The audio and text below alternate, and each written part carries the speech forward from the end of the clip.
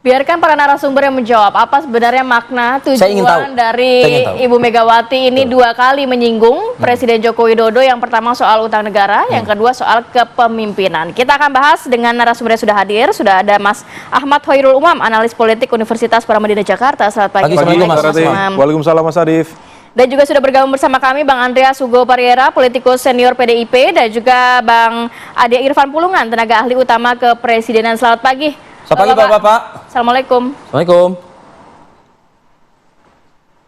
Mas Arif, selamat pagi Mbak Ati. Selamat pagi Bang Andreas. Terima kasih waktunya Bapak-Bapak. Saya mau ke Mas Umam dulu, Mas Umam.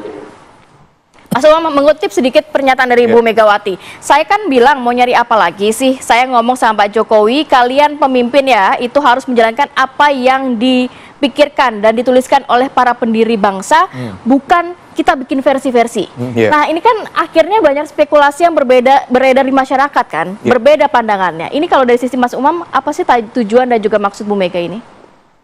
Iya, tentu yang bisa menjawab Bu Mega. Bisa dimaknai apa mungkin ya oleh Mas Suasana Umam? kebatinannya ya. Suasana kebatinannya itu yang kemudian menjadi multi interpretable. Tapi begini, bahwa kemudian statement ini disampaikan ini ada titik beda dibanding yang sebelum-sebelumnya. Kalau sebelum-sebelumnya Bu Mega itu termasuk yang sangat keras, cukup Ofensif kencang. yang sebelum-sebelumnya. Ofensif. Kalau yang sekarang itu relatif keras, tetapi tidak sekeras yang sebelumnya. Tone-nya berbeda. Tone-nya berbeda. Nah, berbedanya kalau yang sebelumnya keras tapi sama sekali tidak menyebut siapa yang menjadi titik sasaran tembak. Kalau sekarang tone-nya agak light tetapi Mention disebutkan satu nama. Dua kali disebut bahkan. dua kali. Dan ini oleh teman-teman media dianggap sebagai momentum pertama bagaimana Bu Mega kemudian menyebut nama Pak Jokowi secara langsung. Nah, yang bisa kemudian kita cermati beberapa hal. Pertama, bahwa statement dari Bu Mega ini sebagai sebuah kritik ya justified. Bicara tentang utang, bicara tentang pemimpin negara yang seharusnya berorientasi pada apa yang disampaikan oleh para pendiri bangsa. Tetapi juga di saat yang sama, hal ini kemudian menjadi sebuah sentilan secara tidak langsung kepada pemerintahan yang sekarang. Sekali lagi mempertegas yang sebelum-sebelumnya. Nah, adapun kenapa kemudian Bu Mega seolah kemudian kali ini merasa perlu menyebut nama Pak Jokowi, barangkali ada beberapa situasi. Pertama, kemungkinannya adalah terjadi titik eskalasi konflik yang semakin terbuka. Oleh karena itu, contoh-contohnya terkait dengan pemanggilan KPK oleh Sekjen PDIP, bahkan Bu Mega sendiri menyampaikan jangan-jangan saya akan dipanggil juga kan. Nah, itu sebagai sebuah early warning system sekaligus juga wake up call bagi lingkaran kekuasaan di PDIP untuk berhadapan-hadapan dengan pemerintahan yang sekarang. Nah, barangkali eskalasinya semakin terbuka. Nah, yang kedua barangkali ini adalah salah satu upaya untuk menghadirkan mempertegas pesan. Karena selama ini tidak disampaikan secara terbuka siapa yang dianggap yang dijadikan target. Karena tidak ada nama. Karena serangan secara umum itu barangkali merasa tidak begitu efektif, maka sekarang disebutkan nama. Nah, disebutkan nama itu adalah salah satu upaya untuk melokalisir secara langsung bahwa ini kritikannya diarahkan kepada pemerintahan sekarang, konteksnya khususnya adalah Pak Jokowi itu sendiri. Maka ini menjadi cukup menarik karena bagaimanapun juga seolah ini mempertegas bagaimana kemudian positioning antara Bu Mega dengan Pak Jokowi dan apa yang dirasakan. Jadi tadi suasana kebatinan di internal teman-teman PDIP tampaknya sedang bersiap untuk berhadapan secara diametral. Tanda kutip perang terbuka tadi ya. Kekuasaan yang ada saat ini. Benarkah seperti itu kalau mendengarkan tafsir dari Mas Umam, Bang Andreas Hugo Pariera? Ya, Mas Arif, kita tahu kalau Bu Mega tuh yang kita kenal beliau adalah seorang politisi yang konstitusionalis. Dalam arti apa? Ketika berbicara tentang masalah kebangsaan, masalah kenegaraan, beliau selalu berpegang pada hal-hal yang ya merupakan kesepakatan kita bersama sebagai bangsa dan negara. Nah, itu jelas ya Ibu Mega bicara soal apa yang sudah digariskan, apa yang sudah diputuskan oleh Founding Father, oleh para pendiri bangsa, bagaimana itu kita jaga dan kita teruskan, kita kembangkan. Bukan kita membuat versi sendiri. Juga dalam hal-hal yang berkaitan dengan ketaatan kita terhadap hukum, ketaatan kita terhadap norma dan etik. beliau selalu bicara dalam konteks ya sebagai seorang negarawan yang berpegang pada aturan main, pada konstitusi. Nah, dalam kaitan ini kita tahu bahwa ya tadi saya sepakat dengan apa yang disampaikan oleh Mas Umam juga, bahwa ini adalah ya pesan kritik yang disampaikan oleh Ibu Mega, bahwa selama ini kita sudah banyak melakukan pelanggaran-pelanggaran terhadap apa yang menjadi kesepakatan kita sebagai bangsa. Dan itu disebut langsung, saya kira ya kita semua tahu, dan ya itu adalah wilayah yang seharusnya dan diingatkan oleh Ibu Mega kepada kita semua, tapi ini di dalam acara partai, di depan para kader PDI Perjuangan, supaya jangan kemudian mengulangi hal tersebut.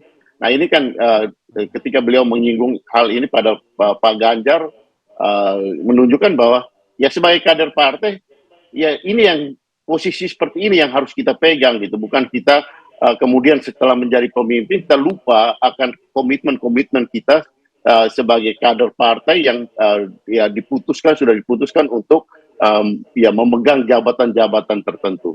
Saya kira di dalam konteks seperti ini ya Ibu Mega menyampaikan itu secara terbuka, dan ya buat kami ini suatu hal yang biasa dan pantas dan seharusnya itu disampaikan kepada para kader, dan supaya ya masyarakat pun mengetahui itu. Bang Andreas, nanti mungkin boleh juga ditanggapi, apakah memang sempat ada pernyataan dari Bu Mega bahwa sudah ngomong dengan Pak Jokowi? Apakah bisa dimaknai oleh masyarakat sebenarnya komunikasi itu sudah dilakukan sebelum Bu Mega menyatakan itu di ruang publik? Nanti tanggapannya seperti apa, dan juga dari Bang Irfan seperti apa, kita akan kembali saat lagi, tetap bersama kami. Kembali kita lanjutkan perbincangan. Saya mau ke Mas Ade Irfan, kalau misalnya mencermati dari sisi istana atau Presiden Joko Widodo menanggapi pernyataan dari Bu Mega seperti apa ini? Ya, Mbak, kita nggak tahu persis ya apa yang menjadi maksud dan tujuan ucapan Ibu Mega itu menyampaikan kepada Pak Jokowi. Tentunya yang bisa memahami secara utuh dari ucapan itu ya Ibu Mega sendiri. Kita kan hanya bisa menafsirkannya ya berbagai macam tafsiran ya. Tapi maksud saya adalah kalau saya bisa mengatakan ini adalah ungkapan seorang ibu kepada anaknya, seorang pemimpin kepada keluarga besarnya, karena ucapan itu kan disampaikan dalam forum internal partai PDIP ya Bang Andrea ya. Jadi tentu ini adalah penguatan terhadap internal di PDIP sendiri, melihat atau kedepannya bagaimana partai PDIP sendiri membangun kesolidan gitu. Jadi yang pasti bagi kami ini ya biasa-biasa saja hubungan Ibu Mega dengan Pak Jokowi, masih tetap baik-baik saja, masih tetap melakukan komunikasi yang seperti dikatakan Ibu Mega ya, dan Ibu Mega sendiri sampai saat ini masih sebagai ketua badan pengarah dua lembaga, yakni BPIP dan BRIN ya. Nah, itu menunjukkan tentu hubungan komunikasi, persahabatan dan lain sebagainya antara Ibu Mega dengan Pak Jokowi ya baik-baik saja. Kita jangan menafsirkan terlalu jauh atau memberikan kesan negatif terhadap ucapan Ibu Mega tersebut. Begitu Mbak Rati. Tapi Bang Irfan, masukan catatan dari Bu Mega ini apakah kemudian direspon juga oleh teman-teman di kantor staf presidenan begitu ya, dalam artian kan namanya kan masukan, mengingatkan pendiri bangsa seperti ini jangan berbagai macam versi-versi, lalu juga hutang loh, ingat gitu loh. Nah, ini jadi pekerjaan rumah sendiri nggak atas arahan presiden juga nggak? Ya, Pak Jokowi itu kan sudah selalu dikritik ya, bahkan apapun lah namanya kepada Pak Jokowi ya, siapapun sudah biasa Pak Jokowi mendapatkan kritik, masukan, bahkan hujatan gitu. Pak Jokowi selalu menjawab itu dengan kerja dan kinerja hasilnya gitu. Ya, terbukti sampai hari ini respon masyarakat terhadap tingkat kepercayaan itu luar biasa. Menjelang di akhir masa jabatannya tetap menaik. Ya, mengenai pendiri bangsa, saya memaknai pendiri bangsa kita tidak hanya tunggal, pasti secara kolektif.